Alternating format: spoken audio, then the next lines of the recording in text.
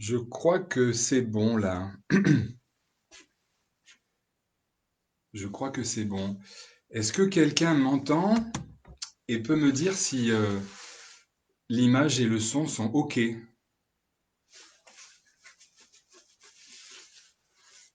Est-ce que quelqu'un m'entend et peut me dire si l'image et le son sont OK?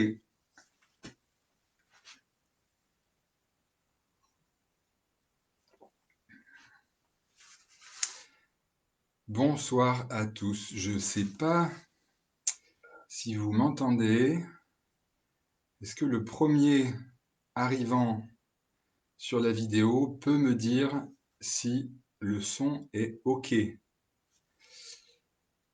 Est-ce que quelqu'un peut me confirmer, me dire si le son est OK? J'attends votre retour pour me dire si le son est OK. Bonjour, je ne vois pas vos noms, mais je vois que vous êtes déjà 3, déjà 5, 7. Bienvenue, merci. J'attends votre retour écrit pour me dire si le son est OK. Bonjour Nathalie, est-ce que tu peux me dire si tu me vois bien et m'entends bien? Bonjour Priscilla, merci d'être là. Qui peut me dire si le son est OK? Ah, merci Patrick. Patrick m'a dit que le son était OK, donc je peux éteindre mon portable et commencer. Alors, est-ce que j'attends un petit peu ou pas? Oh, je crois pas, hein, il est 20 heures et on est déjà 11. Allez, c'est parti. Bonjour Lucille, merci et bienvenue. Alors, cette conférence, donc, c'est sur l'écoute dans le soin et la relation d'aide. Écoutez, vous remarquerez que vous n'avez pas appris ça à l'école. Vous avez appris à parler, à vous exprimer, mais à moins d'avoir fait des études de psycho, vous n'avez pas vraiment appris à écouter. Et d'ailleurs, écouter, ça peut être compliqué, ça peut être ennuyeux, ça peut être difficile pour extraire le sens de la parole de celui qui vous parle. Bref, écouter, c'est une compétence. C'est une compétence qui s'entraîne, qui s'exerce, qui ne va pas de soi. Et pourtant, malgré ça, vous avez passé dans votre vie des jours, des semaines, peut-être des mois entiers à écouter, ou plutôt à lire les histoires des autres au travers de romans. Oui, vous avez réussi à plonger votre attention pendant des heures et des heures dans les histoires des autres en lisant des romans. C'est donc bien qu'il y a une manière d'écouter qui peut être captivante, qui peut être nourrissante. Parce que sinon, alors ça revient à dire quoi? Que écouter Monsieur Dupont, c'est moins intéressant qu'écouter la vie de Superman ou de Davy Crockett? Non, je pense pas. Je pense vraiment, comme le dit cette phrase, que la beauté est dans l'œil de celui qui regarde. Je pense que c'est nous qui avons la responsabilité, qui avons le rôle de rendre l'autre intéressant quand nous l'écoutons, de le trouver intéressant quand nous l'écoutons. Pour lui déjà, pour qu'il ait envie de nous parler, pour qu'il ait envie de s'exprimer, de s'afficher, de se poser devant nous, mais aussi très égoïstement pour nous, pour que l'écoute soit intéressante, pour que ce soit vivant de l'écouter. Ça rappelle une citation, une phrase de Proust qui dit: le lecteur de mes romans lit en fait sa propre histoire, dont il discerne la forme grâce aux lunettes de l'écrivain. Je vous la refais mieux que ça. Proust donc dit: le lecteur de mes romans lit en fait sa propre histoire, dont il discerne la forme grâce aux lunettes de l'écrivain. Eh bien, je vous propose que dans l'écoute, nous soyons le Proust de la situation, que nous arrivions par notre écoute à rendre le témoignage de l'autre intéressant. Et un peu comme un éditeur qui aide son écrivain à sortir son histoire, c'est notre talent d'écoutant qui va permettre à celui qui parle de déplier son histoire et son contenu. En plus, bien sûr, écouter présente 3 avantages vraiment intéressants. C'est que ça permet de comprendre ce que l'autre nous dit, vraiment, de comprendre son histoire. Ça permet de créer le lien. Hein, quand on écoute, quand on est écouté, on se sent en lien. Et enfin, après avoir écouté l'autre, eh bien, vous avez la place et la disponibilité pour que votre parole soit entendue. Petite parenthèse, je lis vos commentaires, donc s'il y a un moment donné pendant l'exposé, vous avez envie ou besoin de poser une question, allez-y, je la traiterai soit tout de suite si je trouve que c'est opportun et que ça se marie bien avec le déroulé, ou alors je la traiterai à la fin pendant un moment de questions-réponses. Le plan de mon exposé, qui va durer 25 minutes maintenant, il tient en 5 parties. Je vais vous parler de la parole, je vais vous parler de l'écoute, ensuite je vais aborder le thème du corps de l'exposant, de l'écoutant, pardon, le corps de l'écoutant, les repères qui sont utiles pour bien écouter, et enfin les pièges et les ombres qui résident dans le fait d'écouter et qu'il convient d'éviter. Alors je commence par la parole. Pourquoi parler? La question mérite d'être étudiée, je trouve. Pourquoi parler? Eh bien, parler, c'est évidemment exister. C'est se manifester devant l'autre, se présenter devant l'autre, dire je suis. Parler, c'est exister. Et donc, ça vient toucher ce qu'on appelle les contraintes existentielles. Les 5 contraintes existentielles, selon la philosophie existentialiste, je vous les rappelle, c'est le sens, la finitude, le, la, euh, pardon, la solitude, l'imperfection et enfin la responsabilité.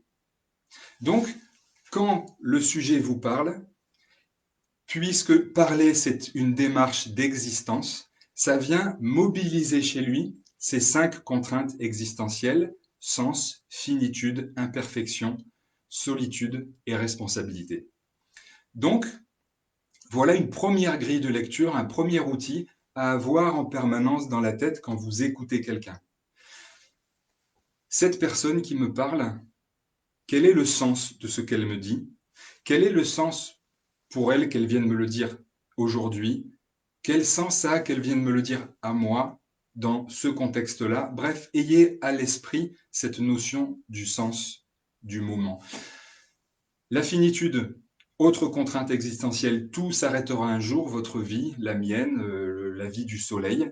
Et ça aussi, c'est à garder en tête. Est-ce que cette finitude est peut-être en train d'être exprimée par le sujet qui nous écoute? L'imperfection, rien sur Terre ne sera absolument comme nous aurions aimé que ce soit, tout à fait, jusque dans les moindres détails. Et peut-être que c'est cette contrainte existentielle qui est agissante chez le sujet qui nous parle, qui modèle son discours, qui le module. Peut-être que c'est une souffrance existentielle à l'œuvre chez lui. Voilà un autre repère. Enfin, la solitude, bien sûr. Personne ne peut savoir exactement ce que je pense et ce que je ressens, même s'il m'écoute très bien, parce que pour ça, il aurait fallu être dans mes chaussons, dans mon landau, dans ma peau, dans mon cœur et dans mon esprit depuis ma naissance. Et donc, il y a là une vérité personnelle difficilement partageable. La solitude. Est-ce que la personne qui me parle est en train de manifester, de vibrer quelque chose au niveau de la solitude? Et enfin, la dernière contrainte existentielle, la responsabilité. Je suis le seul, une fois adulte, je suis le seul responsable de ma vie, de mon parcours, de mes émotions, de mes actions. Et cette contrainte est lourde à porter. Parfois, on aimerait pouvoir s'appuyer sur quelqu'un qui vient à notre secours. Eh ben non. À partir du moment où on est adulte, nous devons porter la responsabilité de notre vie. Voilà une autre grille de lecture. Est-ce que le sujet qui m'écoute est en train d'exprimer quelque chose de la difficulté de la responsabilité? Cette responsabilité, donc, qui peut vivre chez le sujet et que nous devons capter, elle nous incombe aussi dans l'écoute. Et ça m'amène à mon deuxième chapitre, l'écoute. On va donc se poser la même question. Je vous propose de vous poser la même question. Pourquoi écouter? Pourquoi écouter le sujet qui parle? Alors, au-delà de l'aspect pratique et trivial de vos métiers, vous êtes thérapeute, vous êtes coach sportif, vous êtes dans la vente, pourquoi pas, vous êtes médecin, ostéo, que sais-je. Eh bien, écoutez, c'est le dénominateur commun de la transaction. Bonjour, monsieur le docteur, j'ai Bobo ici, est-ce que vous pouvez m'aider?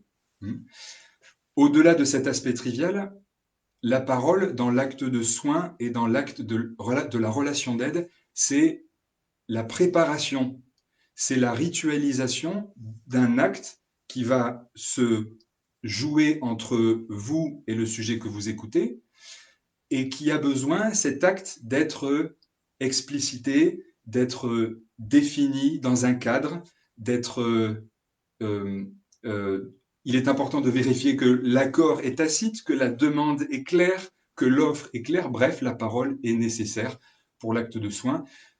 Je vous propose même d'imaginer que la parole peut, à elle toute seule, être un acte de soin et de guérison.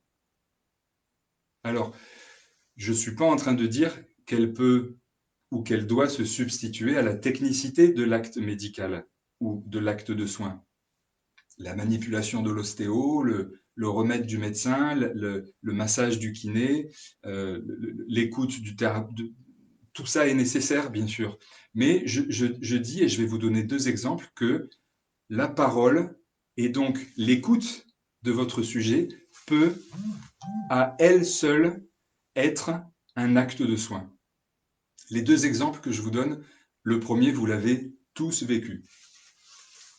Dans votre vie personnelle, ou si vous êtes praticien, thérapeute, ostéo, médecin, ça vous est arrivé à tous, à toutes, d'écouter quelqu'un qui vous expose sa difficulté, son problème, et pendant 5 minutes, 10 minutes, 20 minutes, tout ce que vous faites, c'est OK, oui, d'accord.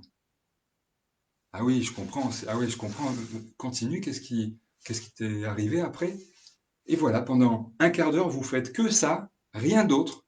Vous hochez la tête pendant un quart d'heure, et au bout d'un moment, la personne que vous écoutez, mais bon sang, mais bien sûr, ça y est, en te parlant, je viens de réaliser. En fait, la clé de mon problème, c'est qu'il faut que je fasse ça. Et il faut que je vois les choses comme ça. Et une fois que ceci sera mis en place, bref, vous m'avez compris. L'écoute attentive, ajustée, pertinente, réalise un terreau, prépare un terreau pour la personne qui parle, qui peut lui permettre de déployer son intériorité et qui peut lui permettre elle-même d'accéder toute seule, enfin non, avec votre écoute, d'accéder grâce et avec votre écoute à sa solution. Je suis sûr que ça vous est déjà arrivé ça. Et enfin, le deuxième exemple que je vous prends pour vous dire que l'écoute à elle seule peut guérir, c'est la fasciathérapie. La thérapie par les fascias, c'est une branche de l'ostéopathie que je connais bien puisque je l'enseigne depuis 2008. Et donc, dans la fasciathérapie, l'écoute se fait avec la main, bien sûr. Et la main, on vient la plaquer sur le corps du sujet. Cette main, elle ne bouge pas. Elle n'est pas active. Elle fait simplement que écouter, comme une main peut écouter, c'est-à-dire sentir, et elle se place donc sur le corps du sujet et elle attend, elle écoute. Et juste le placement de la main, l'écoute de la main sur le corps du sujet va, dans les fascias, ce système fibreux de collagène qui a des propriétés très particulières et qui est diffusé partout dans le corps, le contact immobile de la main, donc, va susciter une mise en mouvement du corps du sujet à l'endroit du contact qui va, à lui seul, débloquer une vertèbre, relâcher un spasme, décontracter un muscle. L'écoute unique et immobile de la main suscite dans le corps physique la mobilisation de la ressource du corps vers sa guérison. Voilà deux exemples où juste l'écoute avec les oreilles ou l'écoute avec la main sans rien d'autre suscite la guérison. Vous comprenez, j'espère bien avec ces deux exemples, la pertinence d'affiner votre écoute.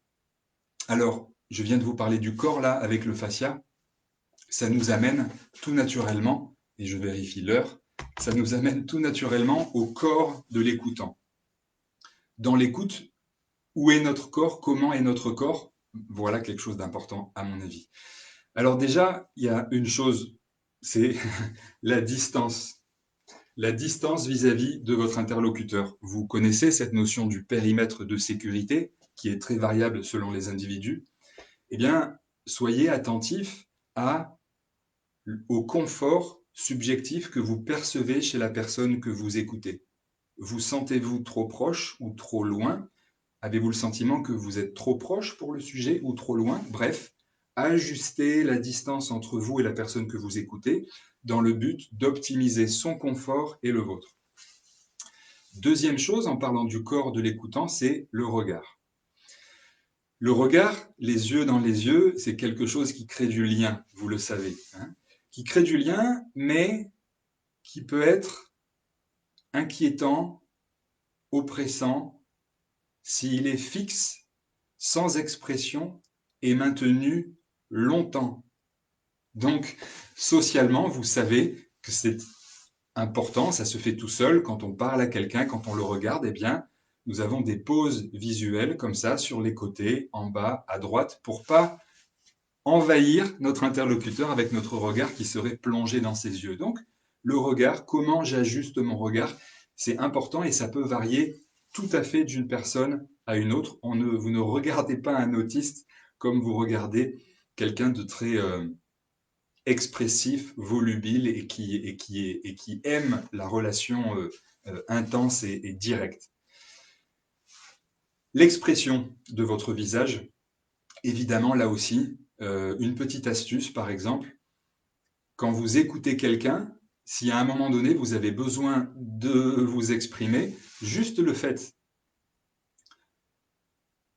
d'ouvrir la bouche lui envoie le signal que vous êtes prêt, que vous avez envie de parler, hein.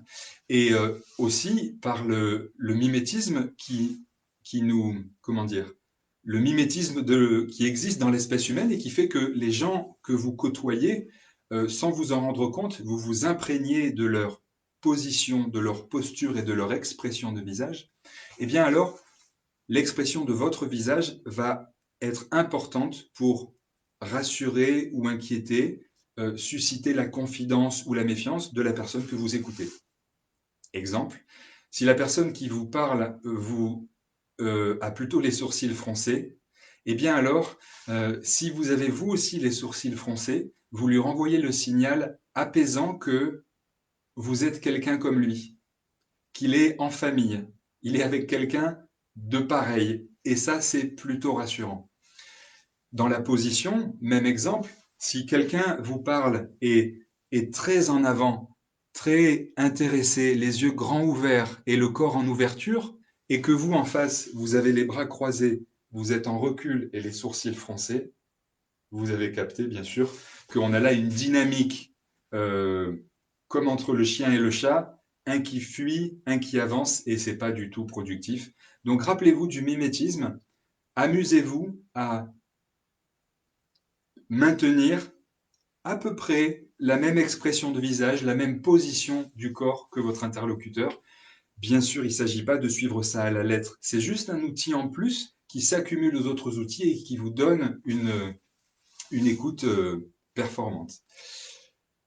L'attention et l'intention dans votre écoute. Alors, l'attention, évidemment que votre sujet va capter ça par d'innombrables signes vocaux, d'expression, de dilatation de la pupille. Et là, vous ne pouvez pas tricher.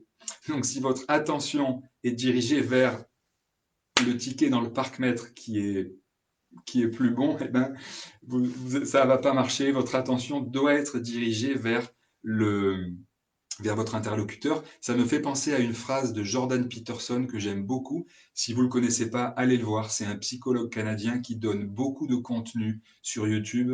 Il s'est fait filmer dans sa fac et il donne il donne ses cours gratuitement en ligne. C'est quelqu'un que j'aime, que j'apprécie. Et il dit, quand vous écoutez quelqu'un, partez du principe que cette personne, c'est certain elle connaît au moins une chose que vous ignorez. Et à son contact, si vous l'écoutez très attentivement, c'est vous qui allez apprendre quelque chose que vous ignoriez avant. Ou alors même, vous allez apprendre quelque chose en vous ajustant à elle. Bref, partez de ce postulat que l'autre vraiment a quelque chose à vous apprendre.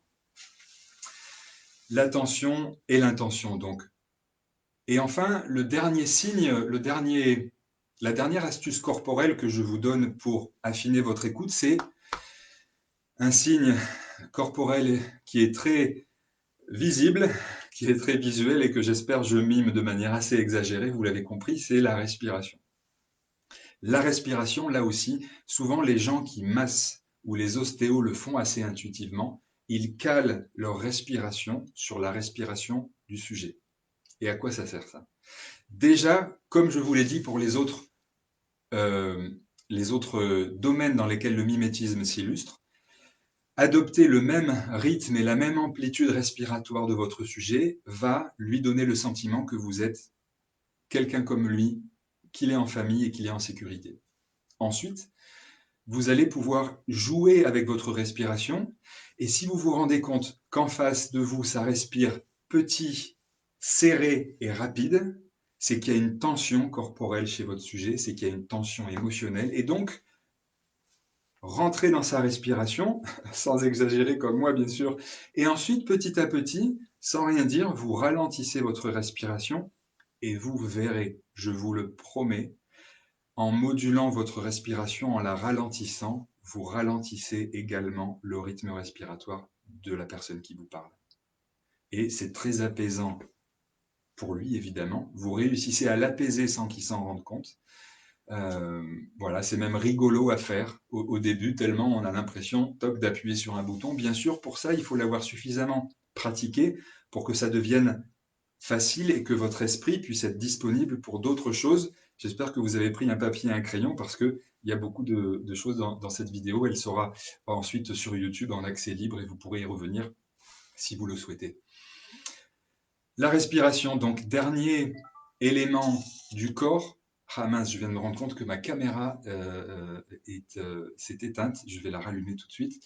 Dernier élément du corps, donc, qui parle de l'écoute. Je rallume ma caméra. Merci pour votre indulgence. Et oui, j'ai pas encore de technicien son, encore moins lumière. Alors, je recommence le petit réglage. Hop. Et c'est parti. Merci de votre patience. La caméra est bonne. C'est parti. Vous êtes encore là? Bon, j'en ai perdu 5 avec mon réglage de caméra. Bon, vous aurez au moins grâce à ça la vidéo sur YouTube. Je continue mon exposé. Alors, le corps. C'est super d'être bien présent dans son corps, mais c'est pas suffisant, vous vous en doutez. Il y a aussi des repères théoriques, analytiques, qu'il convient de maîtriser pour compléter la palette de votre écoute. Et c'est le 4e chapitre de cette vidéo, les repères pour l'écoutant, les repères pour l'écoute. Le premier, un des plus simples, c'est de bien faire la distinction entre l'analyse et le ressenti. Entre l'idée que je me fais du contenu que j'écoute et ce que ce contenu me fait ressentir. Quel est le fond du discours du sujet qui me parle et ce discours, qu'est-ce qu'il me fait éprouver?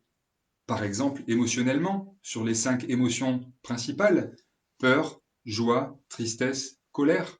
Est-ce que quand je l'écoute, je me sens triste ou en colère? Ou est-ce que j'ai peur?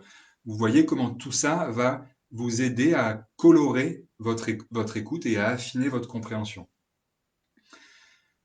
Un autre thème voisin, c'est la distinction entre le fond et la forme. Quel est le contenu du cadeau que mon sujet est en train de me donner, son histoire, et quel est l'emballage du cadeau? Quel est le décor du cadeau? Dit encore d'une autre manière, entre mon sujet et moi qui l'écoute, mon sujet qui parle et moi qui écoute, dans cette relation, dans ce va-et-vient, quel est le jeu qui est en train de se dérouler?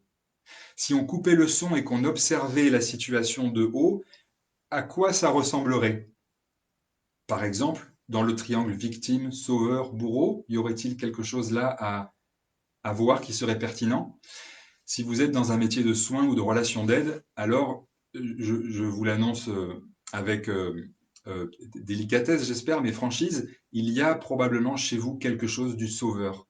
Ben oui, un métier comme ça où on va passer notre vie à vouloir aider les gens, les dépanner, les soulager, les guérir, ça dit qu'il y a en nous quelque chose du sauveur qui est solide, qui est fort. Alors, c'est bien quand c'est juste, mais quand c'est pas juste, c'est pas bien. Et ça produit pas une bonne écoute.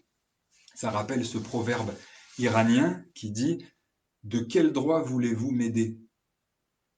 Hein. Donc, quel jeu est en train de se jouer entre votre sujet et vous qui l'écoutez? Une autre notion, un autre repère théorique super important dans l'écoute, surtout dans les métiers de soins et de relations d'aide, c'est quel est l'âge psychique de mon sujet? Et oui, même quelqu'un dans la pleine maturité de sa vie, qui a 50 ou 60 ans, le jour où il se coupe le mollet et qu'il y a une grosse plaie et qu'il y a du sang partout par terre, eh ben, au moment où il va voir le médecin, les urgences, sa compagne ou son voisin pour appeler au secours, il n'a pas 50 ou 60 ans d'âge psychique. Il a 5 ans ou 8 ans. Et ce qu'il dit, ce qu'il ressent intérieurement, c'est: papa, maman, j'ai bobo, vite, aide-moi et rassure-moi, je panique et j'ai peur. Et donc, vous l'avez tous remarqué ça en séance, les ostéos, les kinés, les masseurs, les médecins, une fois que le patient est allongé sur la table, vous lui dites tendez-moi la jambe droite et il vous tend le bras gauche. Parce qu'il n'est plus vraiment présent à lui-même d'une manière mature, il perd un peu les repères, il ne comprend pas tout à fait ce que vous dites, il est dans un état de grande suggestibilité et donc vous devez vous ajuster à son âge psychique, qui peut varier bien sûr au cours de la séance, au cours de son âge, de son ressenti émotionnel, mais c'est un repère absolument fondamental. Quel est l'âge psychique de mon sujet à l'instant où il est en train de me parler? Un autre lien, une autre polarité à examiner dans l'écoute, c'est la polarité fusion-différenciation.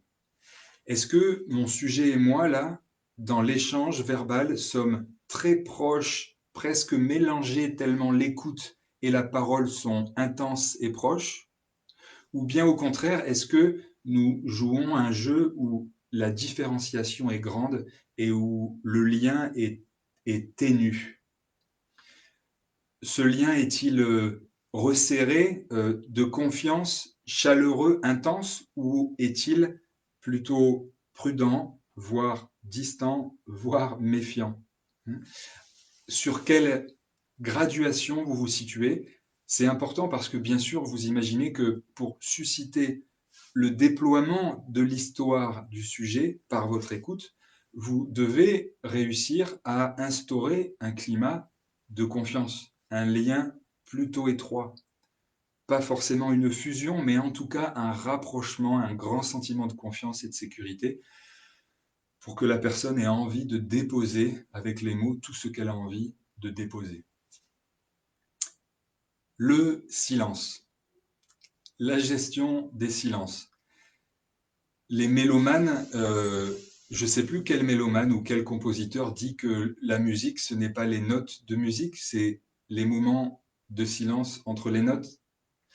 Moi-même, quand je vous dis quelque chose que je juge dense ou intéressant pour vous, eh bien, je laisse un petit temps de silence juste à la fin de ma phrase pour que vous ayez le temps d'intégrer.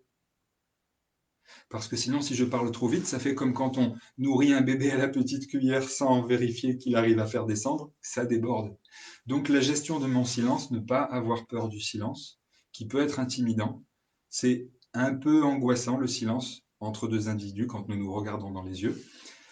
À vous donc de trouver une forme de tranquillité, de sérénité dans votre silence et jouez avec ça parce que c'est aussi cette légère tension du silence qui va aider le sujet qui vous parle à déployer au mieux son histoire pour trouver et pour exposer sa vérité et sa justesse. N'ayez pas peur des silences, soyez rassurés avec les silences, utilisez les silences. Les encouragements, bien sûr. Personnellement, c'est quelque chose qui m'a fallu du temps à maîtriser, à sentir, à comprendre. Les encouragements explicites, oui, oui, continuez. Ah, d'accord. Ah oui, vraiment. Et après, alors, qu'est-ce qui s'est passé? Mhm. Tous ces petits signes verbaux, ces onomatopées qui font que c'est comme si vous aviez le fil de l'histoire de votre sujet, et au fur et à mesure que lui déroule sa pelote de laine, vous tirez délicatement le fil, pas brusquement, délicatement, et ça l'aide à dérouler son histoire. L'encouragement, donc. Et enfin, le dernier repère théorique dans l'écoute, c'est la reformulation. La reformulation dont je vous propose 4 modèles.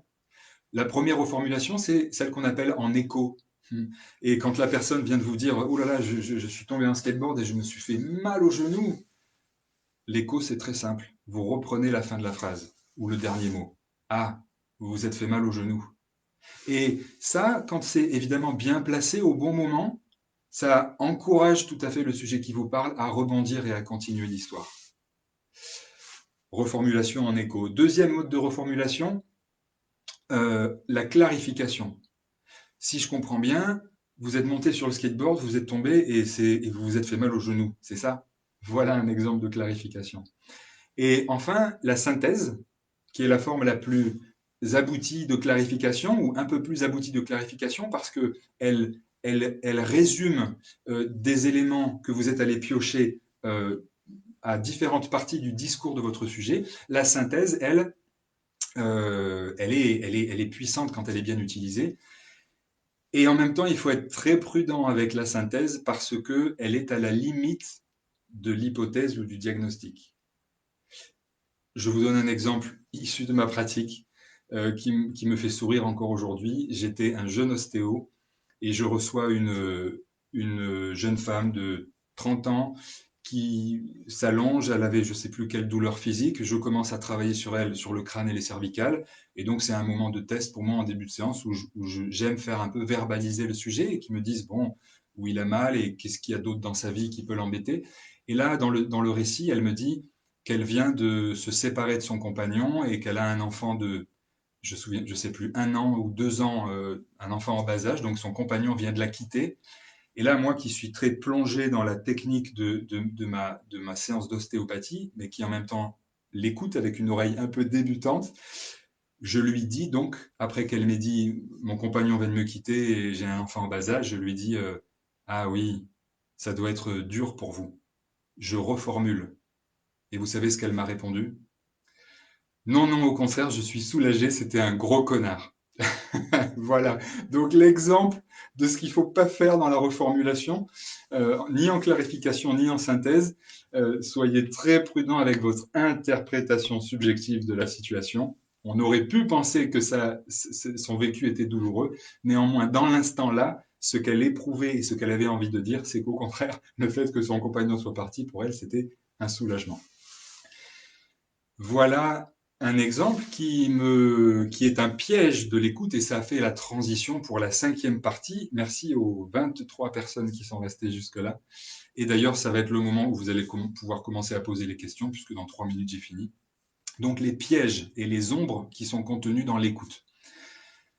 Alors, l'interruption du discours de l'autre, c'est à la fois un atout et un piège. Ça peut être extrêmement frustrant quand l'autre vous interrompt, évidemment. Donc, je vous recommande pas d'interrompre le discours de l'autre.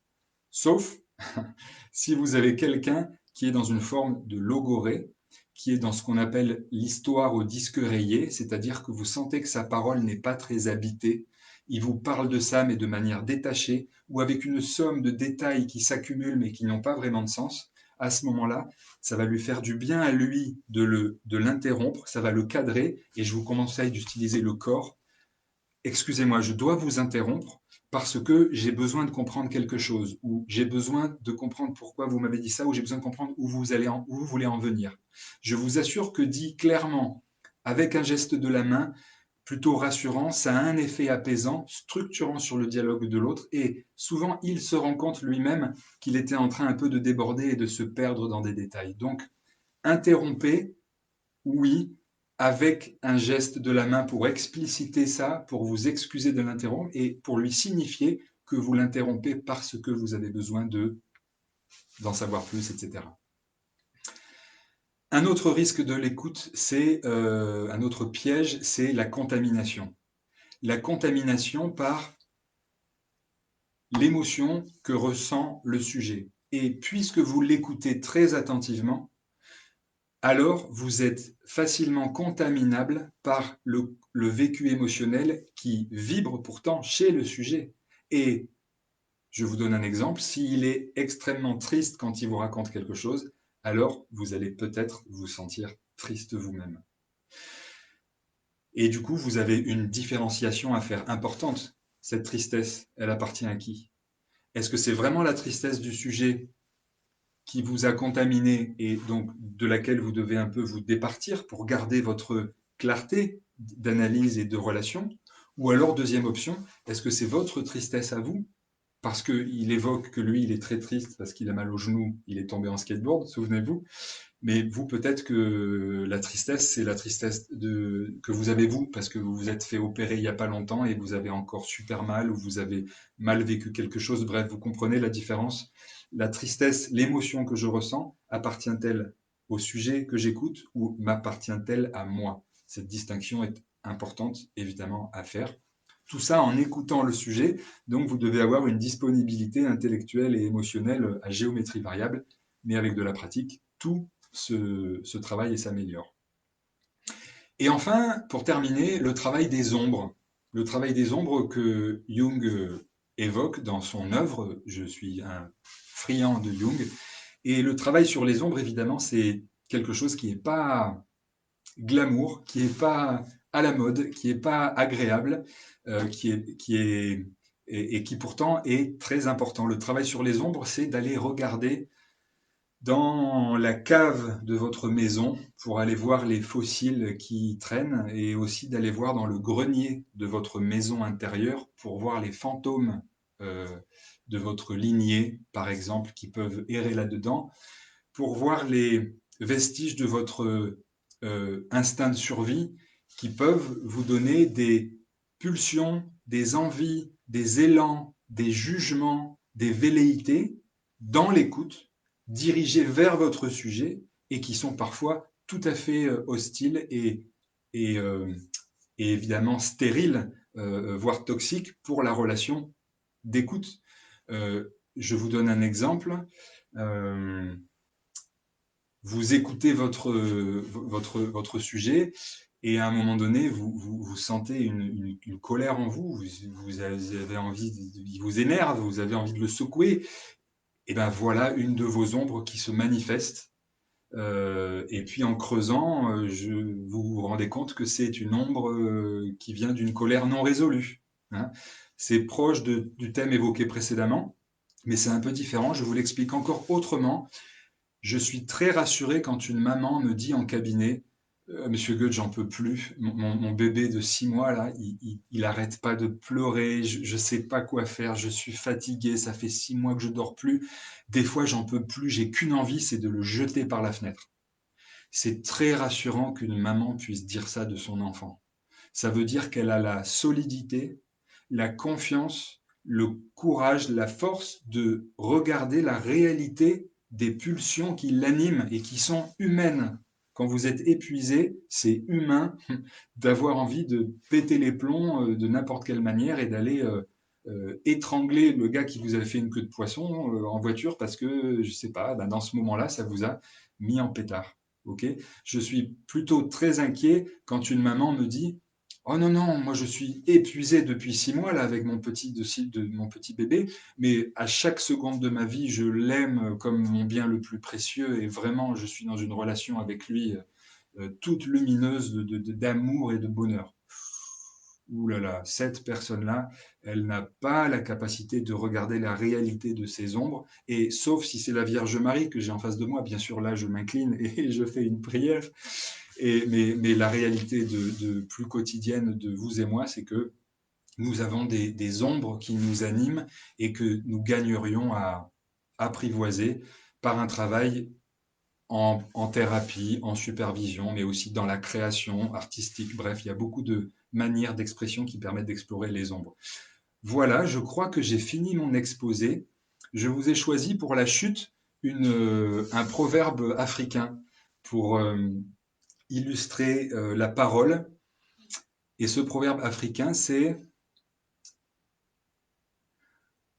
quand la parole a bien mûri dans le ventre, alors, quand elle sort, elle est sage. Quand la parole a bien mûri dans le ventre, alors, quand elle sort, elle est sage. Et c'est ma dernière recommandation pour l'écoute. Au moment où vous allez placer votre parole, votre réponse, les mots que vous allez dire, prenez le temps de sous-peser la pertinence de ce que vous allez dire, à qui vous le dites, comment il se sent, quel est son âge psychique, quelle est l'émotion qu'il ressent, quelle est la distance. Bref, reprenez tous les éléments que j'ai listés dans cette petite conférence pour prendre le temps de goûter cette parole, la faire tourner longtemps dans le ventre et faire en sorte qu'à la fin, elle soit sage. Merci beaucoup pour votre attention et maintenant je suis disponible et intéressé de regarder mon ordinateur pour vérifier, pour voir si vous avez des questions à me poser. Ouh là là, oui, je vois qu'en fait il y a plein de questions. Euh, alors, ah non, c'est pas des questions, c'est des témoignages. Ok, tatati, on te voit bien, tout fonctionne bien. Très bien, très bien. Ok, alors bon, ben, j'attends vos questions. Pour l'instant, j'ai pas encore de questions. Bonjour Anne-Marie, ça fait plaisir de te voir, enfin de te voir, de te lire. Ça fait des années qu'on s'est pas vu. Bonjour Marline, bonjour Hubert, pareil. Anna Christina, bonjour Lucille, coucou Mélinda, Nathalie, Anna Christina, Béatrice, Marie, coucou ma sœur Nathalie, salut Lilian, Marie-Françoise, Fiona, Philippe. Oh, bah dis donc, merci de votre présence, hein. Alors, euh, Nouk, Lucille, merci pour ton encouragement. Et donc, j'attends vos questions. Des questions issues de votre pratique, surtout. Enfin, surtout, oui, des situations que vous avez vécues, des situations d'écoute qui étaient délicates pour vous, que vous avez peut-être, dans lesquelles vous vous êtes senti en difficulté, sur lesquelles vous aimeriez un éclairage. Euh, Bonsoir Nadine. Ou une question sur le contenu de ma conférence. Je suis là pour ça aussi. Ok. Alors, je ne lis toujours pas en question, mais pourquoi on n'apprend pas ça en médecine? C'est tout de même la base du soin. Ah, ça me fait plaisir, Lucille, que tu dis ça. En effet, l'écoute, c'est la base du soin. C'est la base du soin. Cathy, bonsoir Cathy, merci. As-tu des questions, Cathy, pour encore mieux écouter tes proches ou tes patients? Cathy qui a suivi ma formation d'ostéo à Priva.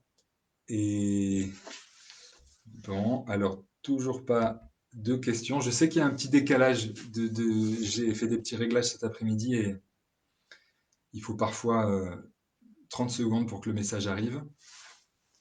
Je vérifie l'heure. Il est 43, oui, donc j'ai encore un peu de temps. Je ne vois pas vos questions. Pourtant, ça passe bien. Ah, je vois que vous êtes encore 24. Alors, sur les 24, je suis sûr qu'il y en a certains d'entre vous qui doivent avoir des questions. Je suis, je regarde sur mon portable si elle passe mieux sur le portable. Hop, hop. Alors, tac, tac, tac. Ah, ok, Isabelle. Bonsoir Isabelle. Petite question. Comment, en fin de séance, stopper le sujet pour lui dire gentiment qu'on s'arrête là? Alors là, cette question, elle sent le vécu. Elle sent le vécu et elle doit interroger, à mon avis, sur deux choses. Si à la fin de la séance, vous sentez que la personne a du mal à arrêter, a du mal à se rhabiller, se lever, payer, partir, etc., c'est probablement qu'en termes de lien, vous êtes resté trop proche, trop longtemps. Et je vous donne un exemple. 10 minutes, 5 minutes avant la fin de la consultation, vous devez progressivement étirer le lien, refroidir peut-être un peu votre communication, prendre un peu de distance pour signifier par mimétisme, pour faire comprendre par mimétisme que, eh bien, on a été dans une qualité, dans une intensité de parole ou de soin, mais petit à petit vient le moment de nous dire au revoir. Hein. Et donc, c'est que il y a sûrement quelque chose là que vous avez à régler. Et enfin, moi, je vous livre ma question un peu toute prête que je dis souvent quand je sens que ça s'éternise un peu. Je dis, bon, ben, il vous reste plus qu'à me régler. Est-ce que vous avez des questions? Et voilà, j'amène de manière triviale la question du règlement et je donne en même temps l'opportunité à la personne de poser une question. Donc, voilà, je l'interromps toujours avec un signe de la main pour la rassurer et je lui ouvre la porte vers une question. Une question. Voilà. J'espère que ça répond à ta question, Isabelle. Karine, merci. Bonjour Karine, je n'ai pas de questions, mais je te remercie. Merci. Hubert Dumas. Hubert, eh bien, si tu l'as pris en route, tu pourras la regarder sur YouTube. Je mettrai le lien sur ma chaîne. Ma chaîne YouTube, en ce moment, c'est l'Altérostéo. C'est une chaîne de sport sur laquelle il y a du contenu de sport. Mais bon, voilà, je la mettrai là pour l'instant. Et vous aurez vos réponses. Isabelle, dis-moi si ma réponse t'a apporté des outils. En attendant, je vérifie si j'ai pas oublié quelque chose. Non, non, non, ma réponse me semble à peu près complète. Euh, oui, c'est quelque chose vraiment dans le rythme de la séance et dans le rythme dans la progressivité avec laquelle vous installez le au revoir, c'est fini. Hein.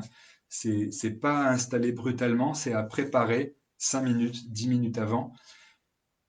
Et c'est à préparer d'autant plus longtemps que le moment de grande confiance, de grande sécurité, de fusion et de grande chaleur humaine était intense. Hein, évidemment, plus le lien était fort et de qualité, et plus la séparation doit être délicate et prévue par vous.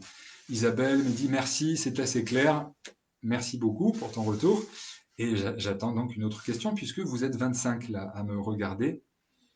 Alors, je regarde ma fiche, moi, pour voir si j'ai peut-être quelque chose à vous rajouter en attendant la prochaine question. Hubert, coaching du demain de Compostelle. Le poids du sac est proportionnel au poids des angoisses. Oh mon Dieu, bon courage, Hubert, pour Compostelle. Je t'envie, c'est super. Alors, Anna Christina, quel conseil pour se mettre en condition pour bien démarrer une séance? Excellente question. Excellente question. Et Priscilla, je suis ni médecin ni coach, mais est-ce que tous les conseils sont applicables dans le milieu professionnel industriel lors des réunions houleuses? Alors, je commence par la question de Priscilla. Évidemment, ce que je vous donne comme outils, c'est des outils universels. Vous pouvez aller en Papouasie. Alors peut-être non, parce que là, ils ont des codes différents. J'exagère. Mais en Occident, tous les codes relationnels et physiques dont je viens de vous parler, vous pouvez les utiliser absolument dans votre milieu, même de très corporate et de la finance et de l'industrie et du commerce. La question, Priscilla, j'espère que j'ai répondu à ta question. Ah, donc, Anna Christina, quel conseil pour se mettre en condition pour démarrer l'écoute en séance? Alors là, merci pour ta question, Anna Christina. Pour moi, la base, c'est que corporellement, vous soyez détendu. Donc, vous prenez 30 secondes, 5 secondes ou 5 minutes pour vous poser entre deux patients. Vous calez votre respiration, vous nettoyez, vous allégez vos pensées, vous nettoyez, vous allégez vos émotions. Et personnellement, je vous dis ce que je fais moi quand je suis en cabinet d'ostéo et que j'enchaîne les patients les uns derrière les autres sans pause. En fait, j'ai deux moments de pause. Au moment où je me lave les mains, c'est un petit rituel qui est assez toujours le même et c'est un moment dans lequel je shift, je change d'univers, d'attitude, de personne en quelque sorte. Je change j'oublie le patient qui vient de partir et je me prépare au patient qui arrive. Et enfin, quand le patient s'allonge sur la table, je commence souvent par mettre mes mains au crâne, des fois aux pieds, je ferme les yeux, de sorte voilà, que je puisse m'intérioriser. Et éventuellement, je le rassure en lui disant, bon, je vais faire quelques tests, ou je vais d'abord commencer par une écoute crânienne, mais en fait, c'est pas vrai. C'est pas vrai. Je m'accorde 5 secondes ou 1 minute, dépendant de mon état de tension du jour, pour m'apaiser, me centrer et me réunir, me rassembler de manière à être totalement disponible. Et la séance ne démarre qu'au moment où où j'ai atteint cet état de tranquillité. Voilà. Anna Christina, j'espère que je réponds à ta question. Euh, alors, merci Nathalie pour ton retour. Euh, oui, Priscilla, j'ai une nuance à ta question que j'avais pas vue lors de réunions houleuses ou d'échanges en face à face sur un sujet épineux. Alors là, j'ai une anecdote à vous raconter, pas personnelle, mais ah, d'un médiateur international. J'ai oublié son nom, pardonnez-moi, mais si vous voulez avoir le lien et la vidéo, envoyez-moi un message, je vous la donnerai. Donc c'est un négociant, un médiateur international qui un jour se retrouve face à Hugo Chavez. C'est un Français. La vidéo est sur YouTube. Il a écrit un bouquin aussi. Et donc, il se retrouve en face de Hugo Chavez avec un copain à lui médiateur. Et c'est au moment où, au Venezuela, il y avait des émeutes. Et donc, Hugo Chavez fait appel à ce médiateur pour l'aider à réfléchir, en quelque sorte, hein. Vous imaginez que le président du Venezuela, il a toute une horde de conseillers en communication, stratèges, etc. Et il fait appel notamment à ce médiateur international. Et il lui pose la question donc à ce médiateur, que feriez-vous à ma place? Et le médiateur lui dit,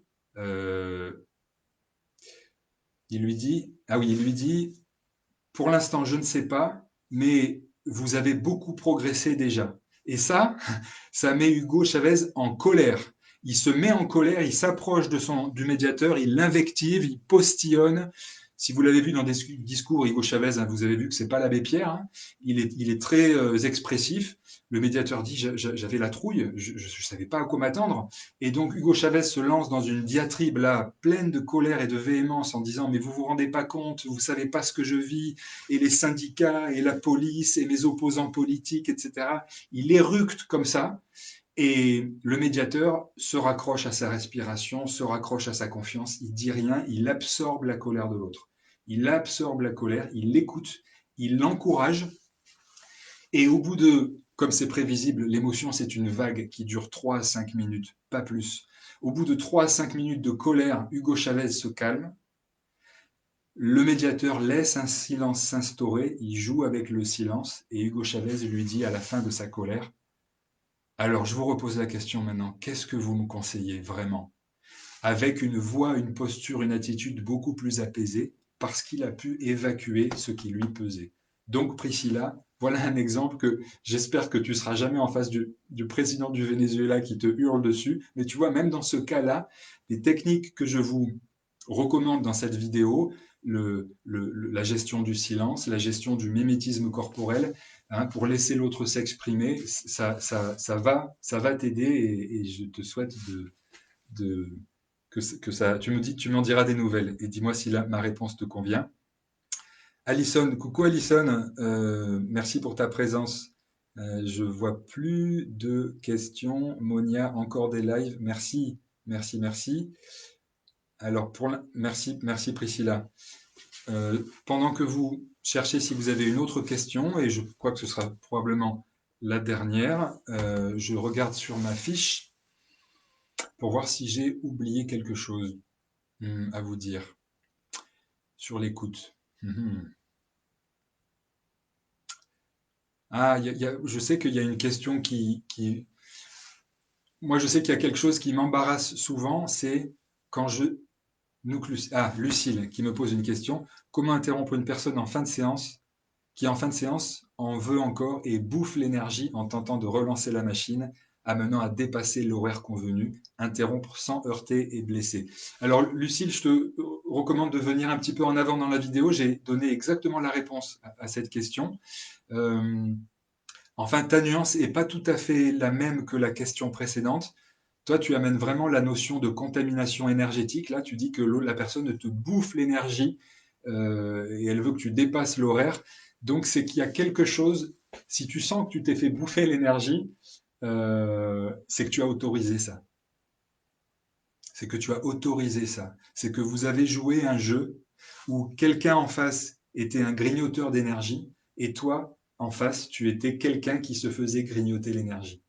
Je fais l'hypothèse qu'il y avait quelque chose dans ta verticalité, dans ta stabilité, dans ta sécurité qui n'était pas tout à fait au point et que du coup, l'autre s'est senti la permission, le droit, la possibilité de venir t'envahir. Donc, vérifie ça en toi, si tu penses que ça peut être juste. Euh, une autre manière de vérifier si c'est juste, c'est si des fois, à la fin d'une séance, tu es complètement épuisé, eh bien, si ça t'arrive, c'est que en effet, tu n'es pas assez vertical, stable, tranquille et en sécurité intérieurement, et que du coup, l'autre peut venir te pomper de l'énergie. Je ne sais pas trop comment ça marche énergétiquement, c'est pas mon métier, mais pour vous donner une idée et vous illustrer ça, ça m'est arrivé en 20 ans d'ostéo, ça a dû m'arriver, je sais pas, peut-être 10 fois, pas plus, peut-être que 5 fois, où c'était tellement fort que je rentrais chez moi, j'allais directement me coucher et j'étais mais épuisé et je sentais vraiment que la fatigue, elle était anormale, elle était, c'est même pas comme si j'avais fait un marathon, c'est comme si d'un seul coup on m'avait débranché l'électricité et que j'avais juste la force de m'allonger, d'éteindre la lumière et de dormir. Donc si ça vous est déjà arrivé, une fatigue très nette et surtout qui vient d'un seul coup après la séance, c'est qu'il y a quelque chose dans votre positionnement, dans le placement dans votre corps, dans le royaume de votre corps qui n'était pas assez solide. Vous n'avez pas mis suffisamment de confort, de tranquillité et de protection de, autour de votre autour et dans votre corps. Lucille qui me dit oh merci, ok merci, bingo, oui super, merci.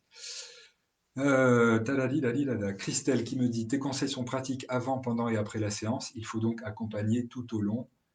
Et ben oui Christelle, et oui, la séance hein, de soins, que ce soit en ostéo, en thérapie, la séance elle commence au téléphone quand la personne prend le rendez-vous et elle se termine au moment où on serre la main, la personne sort et elle ferme la porte du cabinet. Du moment de la prise de rendez-vous jusqu'au au revoir, le jeu relationnel entre le sujet et le soignant est extrêmement important. Chaque mot compte et fait partie du soin et voilà, de la danse, du rituel qui fait que vous allez bien dépanner, bien soigner, bien accompagner la personne que vous voyez. Lucille qui me dit oui, je crois que dans mon système, quelque chose me dit que je dois en donner plus pour son argent, comme si ce que je donnais n'était pas suffisant ou valable. Merci Lucille, c'est magnifique la confiance que tu nous fais en plus en nous disant ça. Et oui, tu as le sentiment que tu dois donner plus pour le montant de la consultation, comme si ce que tu donnais n'était pas suffisant. Ça renvoie donc en toi à une forme d'insécurité ou de manque de légitimité sur ton efficacité, ou peut-être une fragilité sur le rapport à l'argent. Hein. Est-ce que ce que j'ai donné pendant 1 heure, ça valait vraiment 60 euros? Est-ce que ce que j'ai fait comme travail, c'est vraiment suffisant pour aider la personne et la faire avancer vraiment? Oh non, quand même, hein, parce que quand même, je doute un peu de moi, alors je vais en donner un peu plus, un peu plus. Eh ben, voilà, Lucille, la clé, à mon avis, pour toi, c'est de travailler là-dessus ou dans ton rapport à l'argent. Et il me venait une anecdote en vous parlant de ça. Oui, une anecdote ou en tout cas une recommandation. Euh, dans l'ostéo, comme dans le massage, comme dans la thérapie, un risque fréquent, notamment quand vous débutez votre carrière et que du coup, vous n'avez pas encore une bonne capacité de juger de qu'est-ce qui fait quoi et quel acte ou quelle manipulation ou quel mot ou quel encouragement va générer quoi chez votre sujet. Hein. Vous n'avez pas encore maîtrisé votre outil quant à son efficacité. Et donc, quand vous êtes en début de carrière, typiquement, eh ben, vous faites des séances trop longues. vous faites trop de manipulation ostéopathique, vous débordez d'un quart d'heure la séance. Et d'autant plus que ça part d'un endroit d'insécurité en vous, ça alourdit quelque chose chez le sujet, mais en plus, vous savez bien que le système du sujet, que ce soit corporel ou émotionnel, il ne peut absorber qu'une certaine quantité d'informations pour se transformer. Et du coup, si vous gavez votre sujet de technique ostéopathique, de technique de massage, si la séance dure 2 heures et qu'en thérapie, pareil, vous dépassez à chaque fois, c'est qu'il y a quelque chose à revoir. Le cadre de la séance, rappelez-vous, hein, les limites de la séance sont structurantes, rassurantes, elles sont là pour quelque chose. En ostéo, nos profs, ils nous disaient, le plus grand piège du débutant, c'est le surtraitement, vouloir en faire trop. Donc, je vous invite à la modération si vous commencez votre pratique. Noël, merci beaucoup, Pierre. Tu as dit tellement important comme sujet, un plaisir de t'écouter. Merci beaucoup de ta présence. Bon, je vois que vous êtes encore 21, alors du coup, j'hésite un peu à arrêter. Si Ah, il est 21 heures pile, ça fait 1 heure. Si vous avez encore une question, j'y réponds. Ah, Mélinda. Bonsoir Mélinda, merci de ta présence. Christelle, j'ai répondu à ta question. Je vérifie si j'ai pas loupé une question quelque part. Tac, tac. Pof, pof, pof. OK.